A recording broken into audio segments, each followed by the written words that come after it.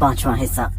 रमजान ने मुझ पर हमला कर दिया था और मुझे जख्मी कर दिया, मगर उसका ये अमल मुझे मेरे इरादे से मुतजलजल न कर सका। आयशा की खाला ने मुझे समझाने की कोशिश की कि अपने इरादे से बाज आ जाओ, वरना रमजान तुम्हें जिंदा नहीं छोड़ेगा। वो तुम पर हमला कर चुका है, वो बहुत अखड़ और जिद्दी मिजाज का आदमी है।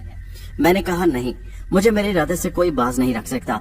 अगर आयशा राजी है तो मैं इस कदम को उठाने में कोई भी हीलो हिज्जत से काम नहीं लूंगा। और फिर मेरा और आयशा का निकाह हो गया। वो मेरी बीवी बन गई। अब मेरी दोहरी जिम्मेदारी थी, एक अपनी और आयशा की जान की हिफाजत करना, और दूसरा हमें फाका कशी और तंग दस्त हालात से निजात हासिल करने का रास्ता तलाश करना। इन्हीं सोचों में गुम मैं आयशा की तरफ बढ़ने लगा। आयशा कमरे में मेरा इंतजार कर रही थी।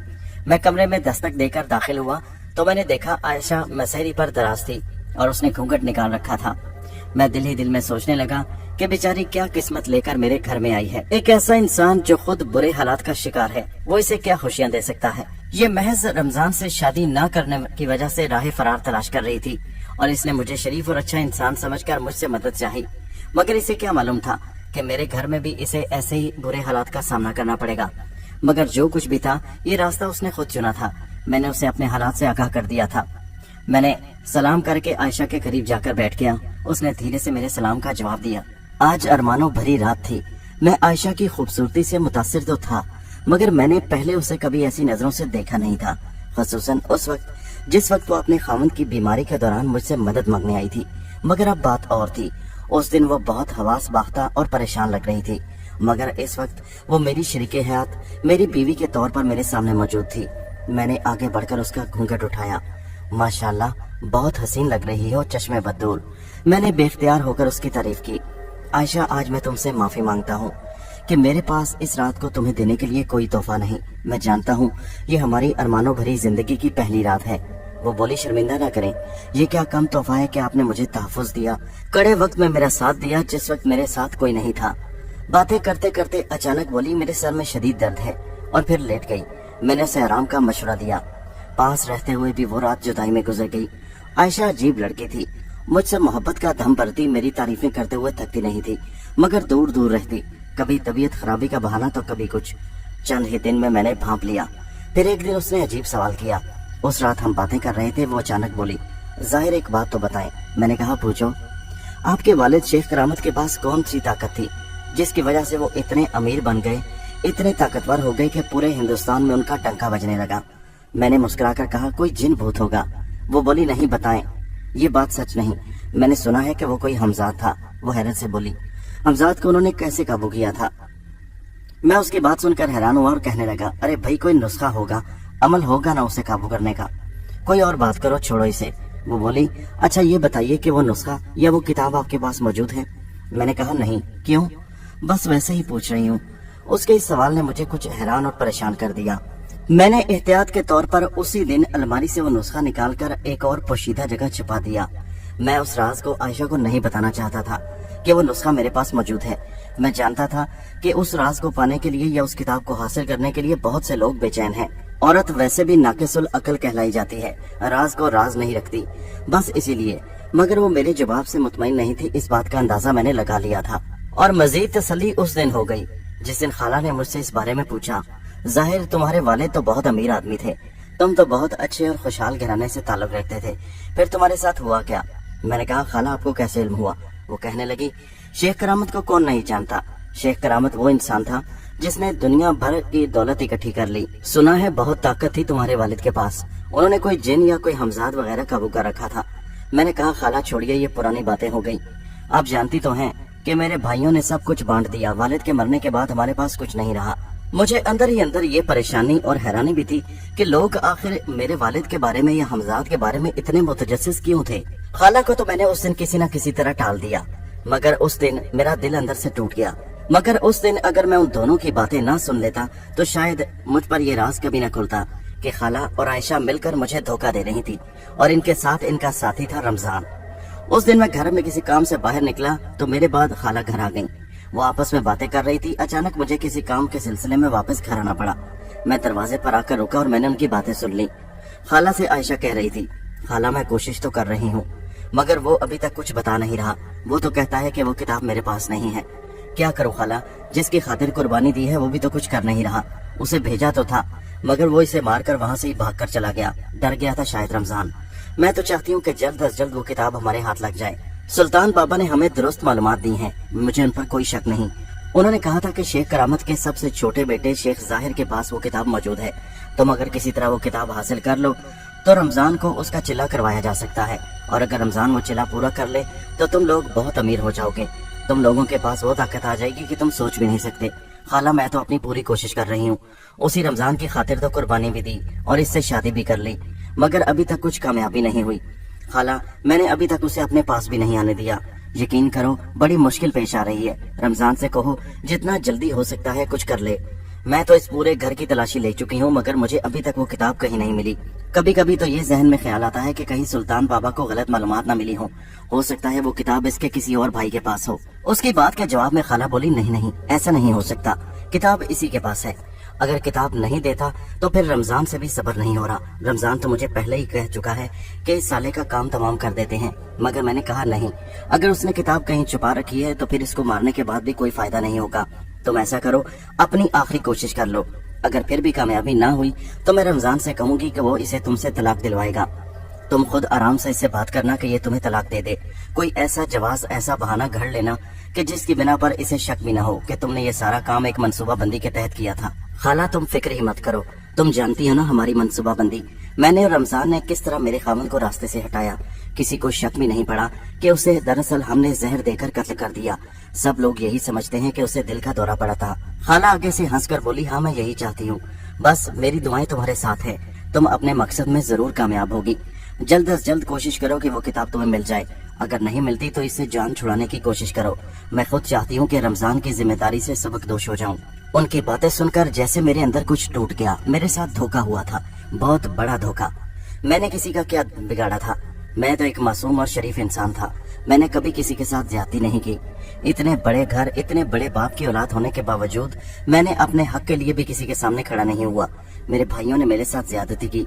मेरी सौतेली माँ ने मुझे आज तक देखा भी नहीं पलटकर, मगर मैंने फिर भी सबको माफ कर दिया और किसी के साथ कोई ऐसा रवैया नहीं रखा कि किसी से भी बदला लूं। लेकिन ये लोग मेरे साथ ऐसा क्यों कर रहे थे? सिर्फ उस किताब के लिए? क्या वो किताब इतनी ही कीमती थी? आखिर उस किताब में है क्या? क्या हमजाद वाकई बहुत बड़ी ताकत है जिसको हासिल करने के लिए ये लोग पागल हुए जा रहे हैं? मैं इन्हीं सोचों में गुम काफी देर बाहर आवारागर्दी करता रहा। जब घर आया तो दिल बहुत बोझल हो रहा था। आयशा ने मुस्कुराकर मेरा इस्तकबाल किया, मगर मुझे उसकी सूरत से नफरत हो गई थी। मैंने जवाबन अदाकारी करते हुए मुस्कुराकर उसे जवाब दिया। मैं अब एक और मंसूबे पर अमल दरामद करने जा रहा था। ऐसे शराफत से काम नहीं चलेगा। इन लोगों का मुकाबला चालाकी और होशियारी से करना होगा। मैं अपनी फितरत के खिलाफ अब मुझे चौकन्ना और होशियार होना पड़ेगा। इन लोगों की साजिशों और मकारियों का मुकाबला करना होगा। अब मैं देखना चाहता था कि आयशा मेरे साथ क्या करती है। उस दिन के बाद आयशा ने मुझे बार बार कुरेदना शुरू कर दिया उस किताब के बारे में। मैंने आखिर एक दिन चिल्ला कर कहा, आयशा तुम उस किताब के पीछे क्यों पड़ गई हो?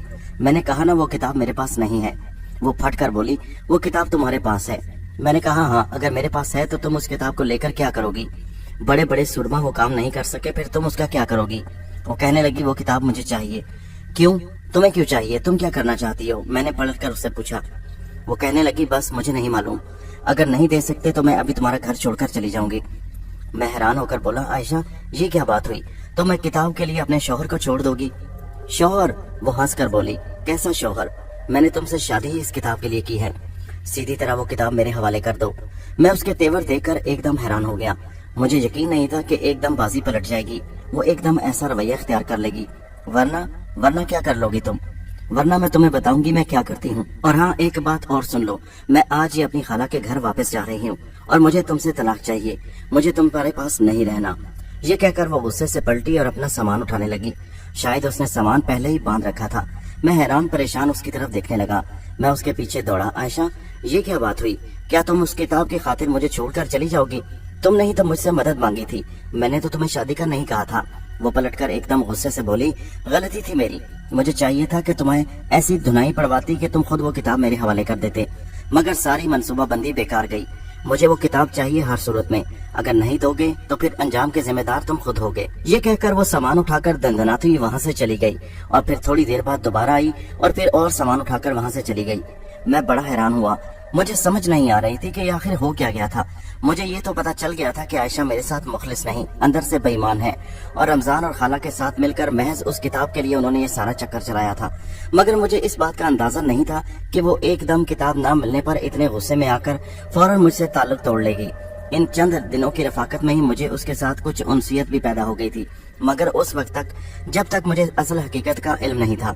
असल हकीकत का इल्म होने के बाद मुझे उससे नफरत हो गई थी, और मैं खुद भी यही चाहता था।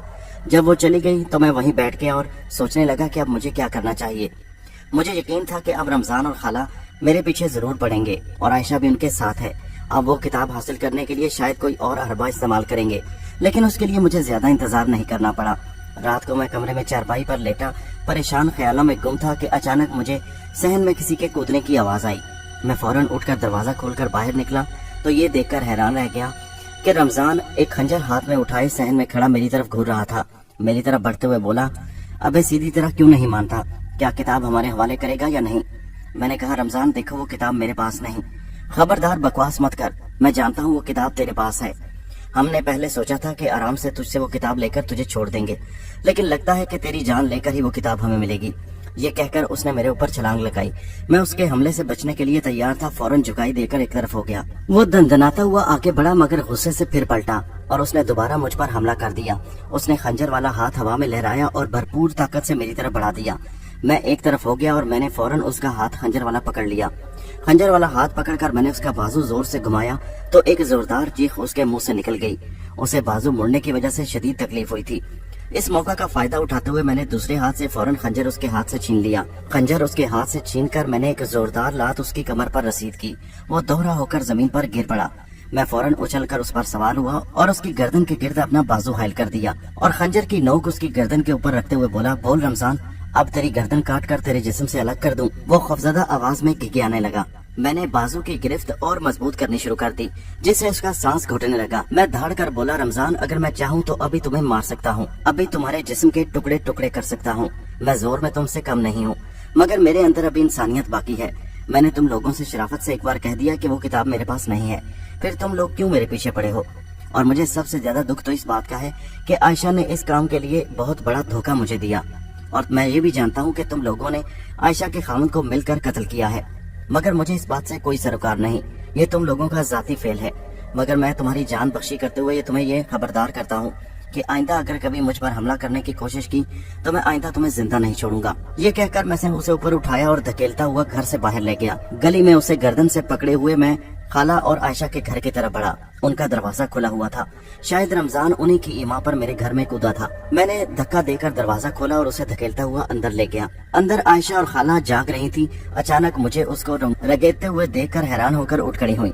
मैंने उसे आगे धकेलते हुए कहा, आयशा, मैं तुम्हें तलाक जरूर दूंगा। आयशा, संभालो इस अपने कुत्ते को। इस कुत्ते को मुझ पर हमला करने से पहले इतनी तरबियत तो दे देती कि ये मुझसे मुकाबला कर सकता। आयशा हैरान, परेशान और फटी फटी नजरों से मुझे देख रही थी। खाला भी खौफ से कांप रही थी। मैं चाहूँ तो तुम तीनों के यहाँ टुकड़े टुकड़े कर सकता हूँ, मगर मैं ऐसा नहीं करूँगा। मैंने तुम्हें बता दिया कि वो किताब मेरे पास नहीं। तुम लोग यहाँ से दफा हो जाओ। इस मोहल्ले में अगर तुम लोग मुझे दोबारा दिखाई दिए तो मुझसे बुरा कोई नहीं होगा। और हाँ आयशा, कल तुम तलाक मुझसे लेती जाना, मेरा तुमसे कोई सरोकार नहीं। शायद इस साजिश और मकरू काम के लिए तुम लोगों को मैं कभी माफ न करता, मगर मेरी तरबियत ऐसी नहीं हुई। मेरी माँ ने मुझे इंसानियत का दर्स दिया है। मैं तुम लोगों की जान बख्शता हूँ, मगर याद रखो इस मोहल्ले में तुम्हें बर्दाश्त नहीं किया जाएगा। ये कहकर मैंने खंजर वहीं फेंका और गुस्से से वापस आ गया। अगले रोज मैंने तहरीरी तौर पर तलाकनामा आयशा को भिजवा दिया। तमाम कानूनी तकाजे पूरे होने के बाद उन्होंने वाकई वो घर छोड़ दिया। शायद वो मेरी धमकी से डर गए थे कि मुझे उनकी दोबारा इस मोहल्ले में शक्ल नजर नहीं आनी चाहिए, मगर मैं फिर भी उनकी तरफ से होशियार था। मैंने नूरुल अमीन को सारी बात बताई तो वो भी बड़ा हैरान हुआ और कहने लगा, यार इतनी बड़ी बात होगी और तूने मुझे बताया भी नहीं। मैंने कहा, बस अचानक सब कुछ हुआ, मैं तुझे परेशान नहीं करना चाहता था। मैं तो बड़ा हैरान हूँ कि लोग दुनिया में चेहरों के ऊपर कैसे कैसे चेहरे सजाए फिरते हैं। वो कितनी मासूम और भले मानस लगती थी, मगर मुझे क्या मालूम था कि वो सब साजिश मेरे खिलाफ कर रहे हैं। शायद वो इस डर से यहाँ से भाग गए हैं कि मैं उसके खामन के कत्ल से आगाह हो चुका हूँ। ऐसा ना हो कि उनके लिए कोई मसला खड़ा कर दूं और मुझसे किताब वैसे भी हासिल करने में वो नाकाम रहे। उन्हें इस बात का यकीन हो चुका है कि वो किताब मेरे पास नहीं। नूरुल अमीन मुझे समझाते हुए बोला, फिर भी तुम्हें होशियार रहने की जरूरत है ऐसे लोगों से, और खबरदार आइंदा ऐसे लोगों से कभी कोई ताल्लुक मत बनाना। मैंने कहा, मैं तो कोई ताल्लुक नहीं बनाना चाहता था, ना ही मैंने ताल्लुक बनाया था, ये बला तो खुद ही मेरे गले आन पड़ी। नूरुल अमीन कुछ सोचते हुए बोला, मगर फिर भी ये बात लोगों में कैसे मशहूर है कि वो किताब तुम्हारे पास है?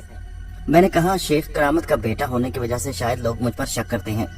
वो कहने लगा, अगर ऐसी बात है तो इस तरह की मुसीबतें तो तुम्हारे दूसरे भाइयों को भी सामना करना पड़ती होंगी। शायद लोगों का उनके बारे में भी ख्याल होगा कि उनके पास वो किताब मौजूद है। अब मैं नूरुल अमीन को सच तो ये नहीं बता सकता था कि वो किताब वाकई मेरे पास मौजूद थी। कहीं ऐसा तो नहीं कि मेरे बाप के खास मुलाजिम शराफत अली की वजह से लोगों को ये मालूम पड़ा हो। लेकिन शराफत अली को तो मैंने खुद अभी तक ये नहीं बताया था कि वो किताब मेरे पास मौजूद है। वो किताब मैं नवाब साहब से ले आया हूँ। इन सारी बातों की वजह मुझे एक ही लगी कि शेख करामत का बेटा होने की वजह से लोगों के अंदर ये बात मशहूर थी और शायद इसी वजह से वो मेरे पीछे पड़े हुए थे। वो रात मैंने शदीद दुख और कर्ब में गुजारी। कुछ भी था, मुझे आयशा की बेवफाई का दुख तो था कि उसने मेरे साथ बहुत बड़ा धोखा किया था। वो मेरी बीवी बनकर मुझसे धोखा करती रही। उस फ्राडिये, दगाबाज और चालबाज रमजान के लिए काम कर रही थी। खैर, मुझे उस बेवफा को बुलाना होगा, मेरा उससे अब कोई ताल्लुक नहीं था। इसी तरह 2 दिन मायूसी और उदासी में गुजर गए। नूरुल अमीन बेचारा मेरी खिदमत करता रहा। उस दिन अचानक मेरे जहन में ख्याल आया कि मैंने उस किताब को अभी तक सरसरी तौर पर पढ़ा है। मुझे उस किताब को तफसील से पढ़ना चाहिए, आखिर उसमें है क्या और उसको हासिल करने के लिए लोग इतने बेचैन और बेकरार क्यों हैं। यही सोचकर मैंने वो किताब उस खुफिया जगह से निकाली और उसका मुतालिया करने लगा। उस किताब में बहुत सी बातें लिखी हुई थी। उस किताब में लिखा था कि हमजाद को काबू करने वाला अपनी हर ख्वाहिश पूरी कर सकता है। हमजाद को काबू करने के लिए जिन शराइत का होना जरूरी था वो भी लिखी हुई थी। यही कि आदमी जिस्मानी तौर पर सेहतमंद हो, जहनी तौर पर ठीक हो, पागल और या जहनी तवाज़ुन बिगड़ा हुआ ना हो, पाक साफ हो, नमाज वगैरह पढ़ता हो, वुजू में रहता हो और इस तरह बहुत सारी बातें। इसके अलावा वो 40 रोज तक का चिल्ला करना था और उस चिल्ले के दौरान किसी भी किस्म के होने वाले हादसात से अपने आप को बचाना था। और उसके अलावा उस चिल्ले के दौरान अगर कोई अनहोनी बातें देखें तो उन्हें नजरअंदाज करना था, बल्कि अपनी पूरी तवज्जो उसी चिल्ले पर मरकूज करनी थी और वो विर्द करना था जिसके बारे में लिखा हुआ था। खैर, ये कोई इतना मुश्किल काम पढ़ने में तो नहीं लग रहा था, मगर मैं जानता था कि जो आदमी ये काम करता है वो काफी मुश्किल है। हर इंसान ये काम नहीं कर सकता। मुझे अशरफ अली ने बताया था कि लाखों में कोई ऐसा इंसान होता है जो इस काम को पूरा कर लेता है और तुम्हारे वालिद उन लाखों इंसानों में से एक थे। जब पढ़ते पढ़ते काफी देर गुजर गई तो मेरे दिल में ख्याल आया कि मेरे हालात तो वैसे भी खराब हैं और मैं अच्छे से अच्छे मुस्तकबिल की तलाश में हूँ। मेरे भाई भी मुझसे बेरुखी बरत चुके हैं और आंखें फेर चुके हैं। क्यों ना मैं हमजाद को काबू करके अपने हालात अच्छे करने की कोशिश करूं। अगर मेरे वालिद ने कारनामा सरंजाम दे दिया तो मैं उनकी औलाद होकर ये काम क्यों नहीं कर सकता। इन्हीं ख्यालों और इसी उधेड़बुन में सारी रात गुजर गई और सुबह होने तक मैंने ये पक्का इरादा कर लिया कि मैं एक मर्तबा कोशिश जरूर करूंगा। मैं ये भी जानता था कि इस कोशिश में मेरी जान जाने का भी खतरा है, मगर जिंदगी तो वैसे भी बड़ी अजीब सी हो चुकी थी। अगर इसी कोशिश में जान चली जाए तो कोई गम नहीं। ये सोचकर मैंने पक्का इरादा कर लिया कि मैं कुछ भी हो ये काम जरूर करूंगा। लेकिन इसके लिए मुझे नूरुल अमीन को अपने एतमाद में लेना था, क्योंकि जाहिर है 40 रोज तक मुझे चिल्ला काटने के लिए घर से बाहर नहीं निकलना था। घर से बाहर निकलने की शर्त वही थी कि हर रोज रात को चिल्ला पूरा करने के बाद मुझे एक आदमी का खाना किसी चौराहे पर रख कर आना था और वो चौराहा करीब तरीन मेरे घर के पास ही था। लेकिन इस काम के लिए मुझे किसी करीबी और बाएतमाद साथी की जरूरत थी, जो नूरुल अमीन के सिवा कोई नहीं हो सकता था, क्योंकि मेरे हालात ऐसे नहीं थे कि मैं बगैर काम के गुजारा कर सकता। वैसे भी मेरा सारा बोझ नूरुल अमीन ने उठाया हुआ था। अगर इस काम में मैं उसे अपने साथ शरीक कर लूं तो मुझे काफी मदद मिल सकती है। यही सोचकर मैंने नूरुल अमीन से बात करने का इरादा कर लिया। उस रात मैंने नूरुल अमीन को अपने पास बिठाया और कहने लगा, नूरुल अमीन, तुम जानते हो कि मैं अजीब कसम पुरसी के हालात का शिकार हूँ। वो कहने लगा, हाँ, लेकिन तुम मेरे दोस्त होकर भी मेरी इस कदर मदद कर रहे हो कि मैं तुम्हारा एहसान जिंदगी भर नहीं उतार सकता। वो कहने लगा, अरे दोस्त होकर ऐसी बात क्यों करता है? मैं जानता हूँ तेरे हालात अच्छे नहीं, लेकिन अल्लाह करेगा कि एक दिन तेरे हालात ठीक हो जाएंगे। मैंने कहा, नूरुल अमीन, शायद उसका वक्त आ चुका है। वो हैरान होकर बोला, वो कैसे? मैंने कहा, मुझे जितनी अब तुम्हारी मदद की जरूरत है शायद उससे पहले कभी नहीं थी। वो कहने लगा, खुलकर बात करो। फिर मैंने उसे सारी बात बताई और मैंने कहा कि वो किताब मेरे पास मौजूद है और मैं उस पर अमल करके एक बार चिल्ला करना चाहता हूँ।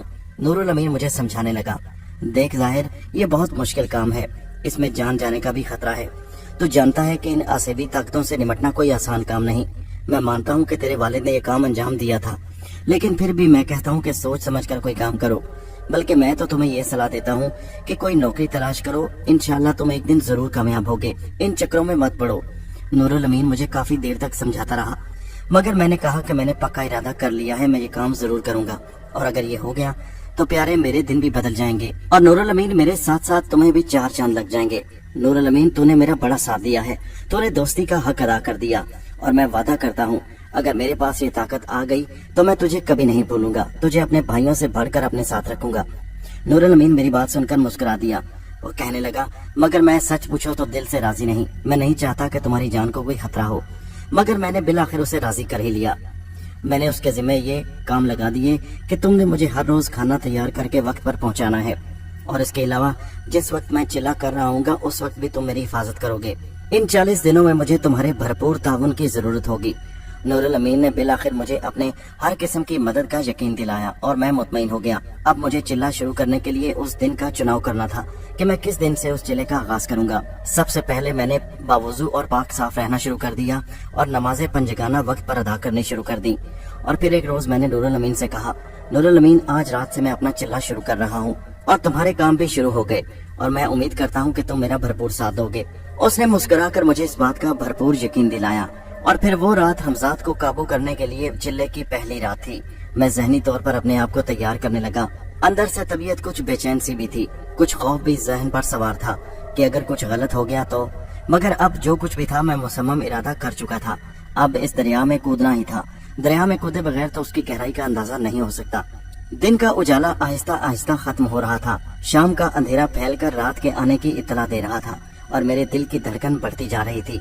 मैंने वो किताब उठाकर उस वजीफे का बार बार विद करना शुरू कर दिया ताकि उसे अच्छी तरह जहन नशीन कर लूं और चिल्ले के दौरान किसी किस्म की परेशानी ना हो। और फिर वो वक्त आ ही गया। दोस्तों ये कहानी जारी है, इसका अगला हिस्सा नेक्स्ट वीडियो में मुलाहिजा कीजिए।